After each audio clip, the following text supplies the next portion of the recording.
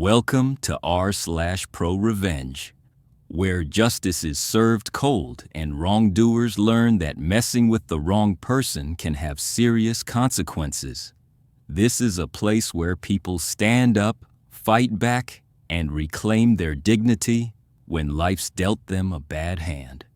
Today's story is about one such battle, a story of resilience, grit, and a veteran who refused to be pushed around. I'm a military veteran, injured in Iraq, and I say that not to seek sympathy, but because it's important to the story. My time in service shaped who I am, strong, disciplined, and unyielding. After facing challenges on the battlefield, I didn't expect my toughest fight to be in a small-town lube shop, but life has a way of surprising you. This story is about an evil boss named Peter, who ran a tight grip on his businesses and thought he could take advantage of anyone he wanted, especially a disabled veteran like me. Little did he know, I was about to turn the tables in a way he never saw coming. So buckle up. This isn't just a tale of revenge. It's a lesson on why you never mess with someone who's been through war and come out the other side stronger. Before this whole mess started, I served in the military. I joined before I even finished high school, early birthday and all that, because I wanted a career where I could work with my hands and make a difference. I trained hard and became a mechanic, fixing military vehicles in Iraq. Unfortunately, during my deployment, I was injured in an explosion. It wasn't just the physical wounds, but the mental scars that followed. After my discharge, I found myself in a tough spot. I went through a nasty divorce and struggled to rebuild my life. But I saved up enough money by living simply and carefully managing what I had. After a decade of bouncing around, I decided to settle down in a quiet small town. I wanted peace, somewhere to work on my own car and live without constant stress. One day, I spotted a help-wanted sign at a local lube shop. It seemed like a simple job, something easy enough to cover my bills while giving me time for my own projects. I grabbed an application and turned it in. Now, I'm not a young man anymore, 63 years old, with a full-sleeve tattoo and a look that most folks in town found intimidating. That only made things more interesting. The first time I met Peter, the owner of the lube shop, I wasn't sure what to expect. He was a tall, confident man with an air of authority, the kind who seemed used to getting his way. When he saw me, I could tell he was sizing me up, probably thinking I was just some old vet looking for a handout. But I stood my ground and gave him my best handshake. Peter offered me the job on the spot. The pay wasn't great, but it was steady, and the schedule was flexible enough for me to keep up with my medical appointments and personal projects. I was happy to take it. Finally, I had a place where my skills mattered. I'm a mechanic through and through, and I took pride in my work. Fixing cars, working with my hands, is what kept me going all those years. From day one, I put my experience to good use. I kept the shop clean and efficient, made sure every job was done right the first time, and even helped train a few younger guys. It felt good to be part of a team again. I expected respect and fairness, and for a while things went smoothly. I thought I'd found a place to settle in and live a quiet, respectable life. Things started going downhill shortly after Peter introduced his new wife, Karen, to the shop. From the beginning, it was clear she had a serious gambling problem. Peter was often distracted, stressed about her mounting debts and constant trips to the casino. Karen, on the other hand, quickly inserted herself into the daily operations of the shop, despite having no real experience or knowledge about running a business. Almost immediately, Karen began making changes. The company policies shifted, and not for the better. Paychecks started showing discrepancies, with mysterious deductions and delayed payments becoming the norm. Work hours became unpredictable, and the atmosphere grew tense. The friendly, respectful workplace I had initially joined was slipping into something unrecognizable. I wasn't the only one noticing these issues, but I was among the few brave enough to raise questions. I approached Peter a couple of times about the paycheck inconsistencies, hoping for a straightforward explanation. Each time he waved me off with vague promises to look into it, but never followed through. It was Karen who finally confronted me directly. She accused me of being difficult and resistant to change, as if my questions were some personal attack.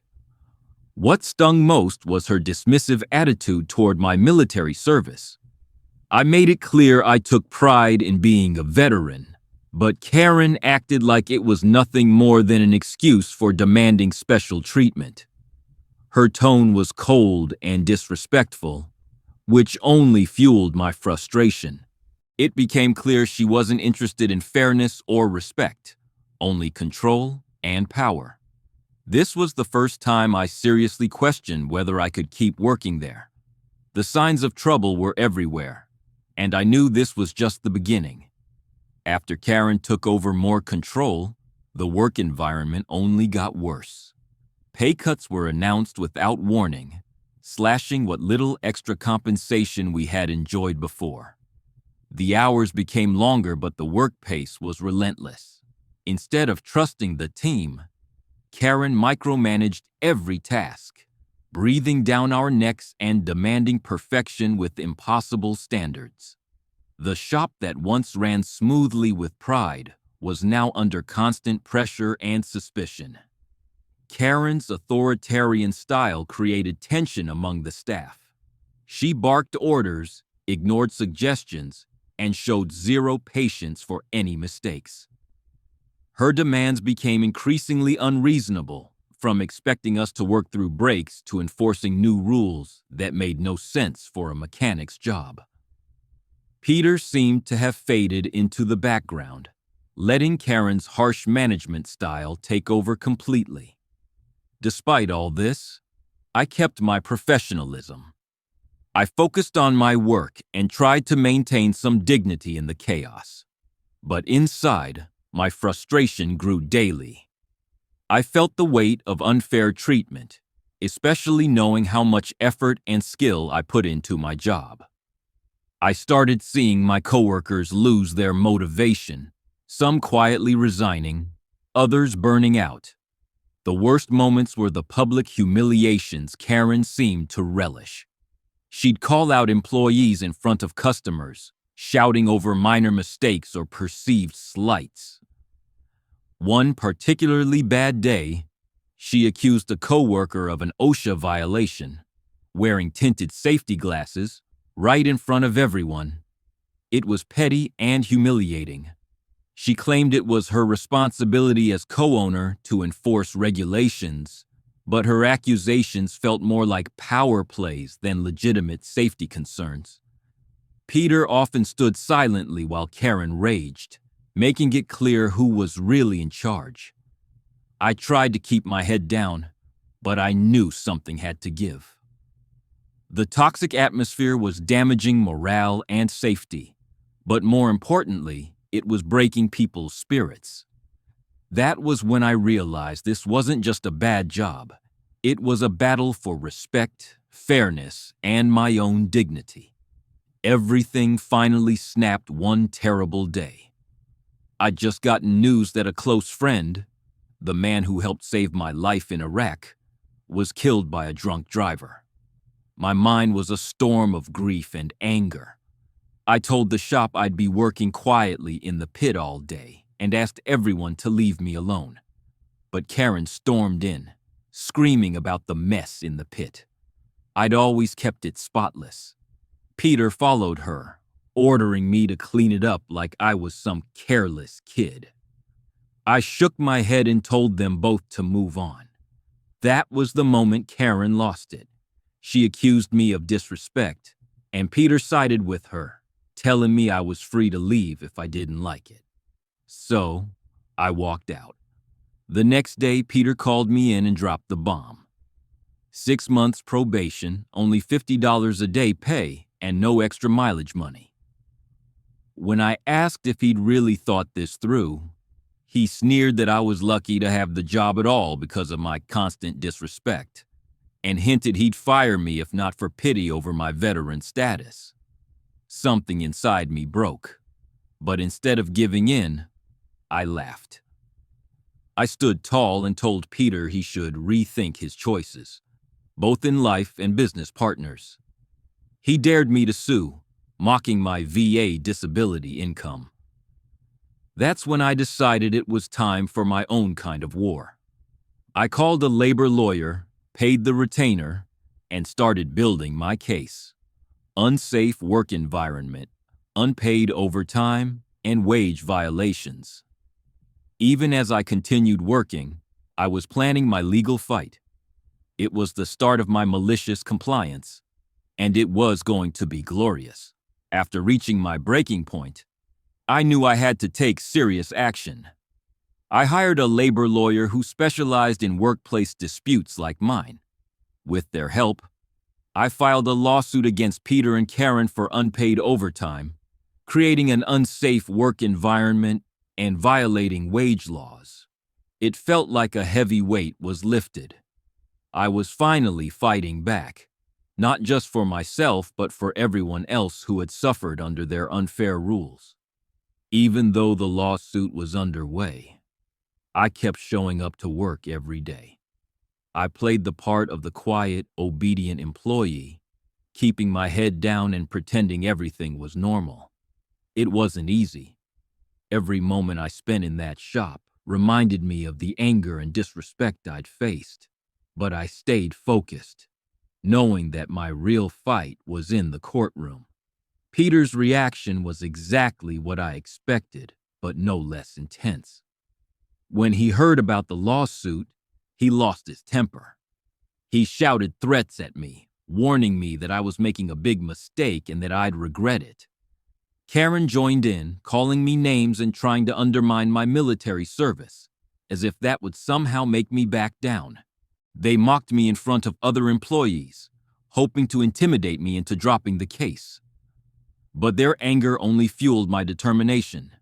Behind the scenes, my lawyer and I worked hard to gather every piece of evidence we could: timesheets, witness statements, photos of unsafe conditions, and proof of unpaid wages.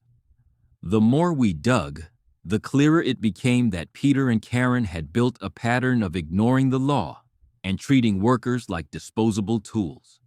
With every day that passed, the tension grew thicker. It felt like walking through a storm that was building force by the minute. I was preparing to bring them to justice, but the final battle was still to come. The suspense of the legal fight, the unknown outcomes, and the looming court dates all kept me alert and ready. As the lawsuit moved forward, I realized I wasn't alone in my fight. Many of my former coworkers had faced the same mistreatment, unfair pay, and toxic environment under Peter and Karen's rule. I began quietly reaching out to them, sharing what I was doing and encouraging them to join the lawsuit. At first, some were hesitant. They worried about losing their jobs or facing retaliation. But as I explained the strength of our case and the support we had from the lawyer, more and more decided to stand with me. Their motivations were clear and powerful. They wanted justice, a chance to be treated fairly, and a way to hold Peter and Karen accountable for years of abuse. Some shared stories of unpaid overtime that had left them struggling, while others talked about the humiliation they faced during Karen's public outbursts or Peter's micromanagement. We bonded over these shared experiences, turning individual frustrations into a collective drive to make things right. Our lawyer was eager to add their claims to the case. Incorporating multiple voices not only strengthened the lawsuit, but also made it clear that this wasn't just one person's battle. It was a systemic problem at the company.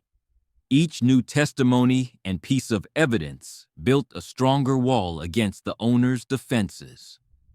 Recruiting allies gave me renewed hope and energy.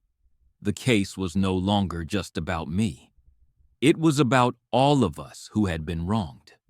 Together, we were a force that Peter and Karen couldn't ignore or intimidate. We had numbers, proof, and the law on our side. This sense of unity made the upcoming legal fight feel less like a lonely battle and more like a mission for real change. With the team growing and our case solidifying, we prepared to face Peter and Karen head-on. The stakes were higher than ever, but so was our determination. The legal battle heated up as our lawyers started the heavy lifting. Subpoenas were issued for security footage, employment records, and financial documents from all the shops Peter and Karen owned. Each piece of evidence was a puzzle piece that could expose the full extent of their wrongdoing. I watched as they tried to hide behind complicated corporate structures, splitting the business into multiple LLCs to dodge liability and hide records. But the law has ways to pierce through such tricks, and our legal team was relentless. Witness testimonies played a crucial role, too. Former employees bravely came forward, sharing their experiences of unpaid overtime, unsafe working conditions, and Karen's ruthless behavior. These stories gave weight to the paperwork and video evidence, painting a vivid picture of the toxic environment. One discovery sent a chill through us all. Peter and Karen had claimed a veteran employee tax credit on their filings for multiple shops. This was suspicious because I had never worked full-time in all those locations, and the hours didn't add up. Our lawyer dug deeper, uncovering signs of fraudulent tax claims. It was a serious accusation that could open an entirely new front against them. Peter and Karen's desperation grew.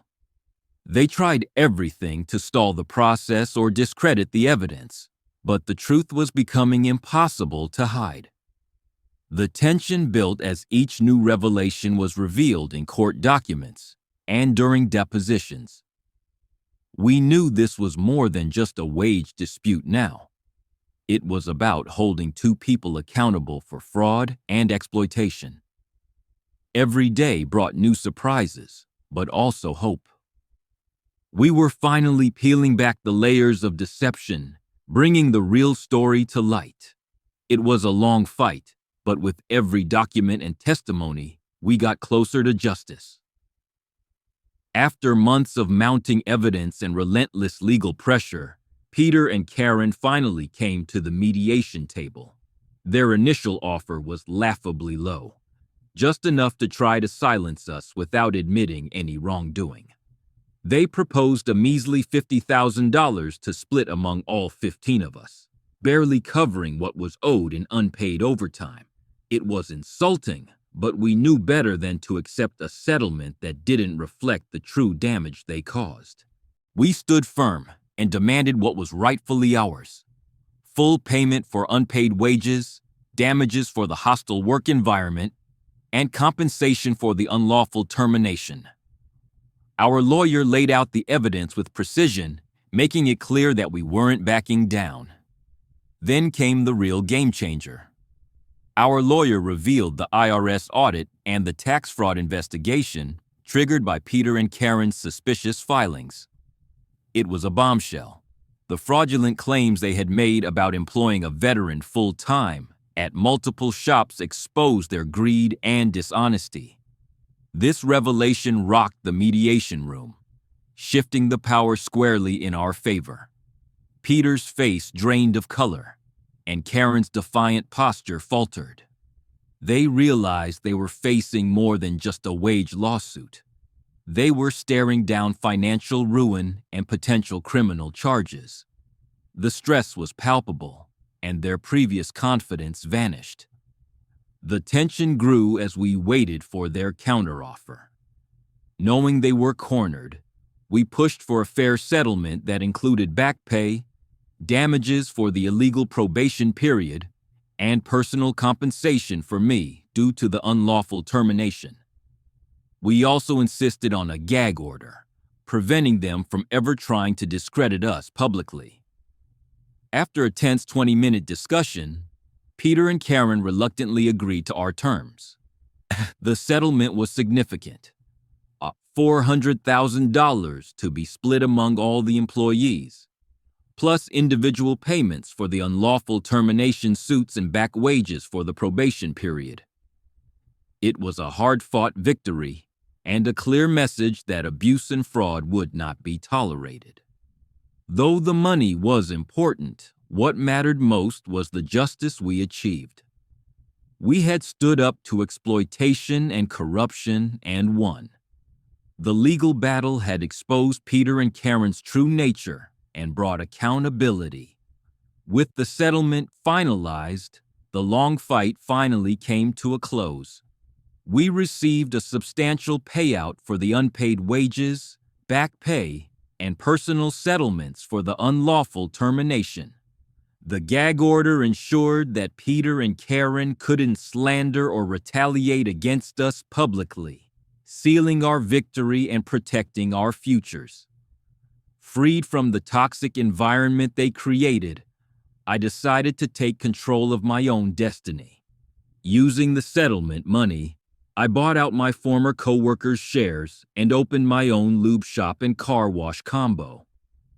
It was a fresh start.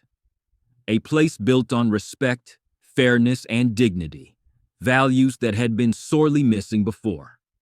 My coworkers, now business partners, appreciated the chance to work somewhere that truly valued their contributions. Meanwhile, Peter's world unraveled. Facing IRS investigations and mounting debts, he filed for bankruptcy in a desperate attempt to protect what little remained of his empire. Karen vanished without a trace, rumored to have fled with someone she met at a casino, abandoning the crumbling business and their lies behind. Watching their downfall was a bittersweet moment. Justice had been served, but the scars of those years lingered. Still, I felt a deep sense of closure. We stood up for ourselves and each other against unfair treatment, and we won. That victory wasn't just about money. It was about dignity and reclaiming control over our lives. Looking forward, I'm proud of the community we built from the ashes. Our story is proof that even in the darkest times, resilience and standing up for what's right can bring about real change. Looking back, my journey from a veteran struggling in a toxic workplace to owning a thriving business taught me invaluable lessons. It wasn't just about winning a lawsuit or getting fair pay. It was about standing up for myself and others when faced with injustice. No matter how tough the situation seemed, persistence, resilience, and knowing your rights made all the difference. Being a disabled veteran didn't make me weak. It gave me strength to fight harder. I learned that sometimes the hardest battles happen outside the battlefield, in everyday life, at work, or against unfair bosses. Using legal channels isn't easy, but it's a powerful tool to hold those who exploit others accountable. If there's one thing I want everyone to take away from my story, it's this. Don't let anyone silence you or treat you unfairly. Stand your ground. Seek help when you need it. And believe in your own worth. Justice may take time, but it's worth the fight. Thank you for listening to my story. If you enjoyed hearing about how I turned a bad situation around and got the revenge I deserved, please subscribe for more pro-revenge tales that prove justice can and will be served. Remember, you are not alone. There's strength in numbers and power in standing up for what's right. Stay strong, stay determined, and never back down.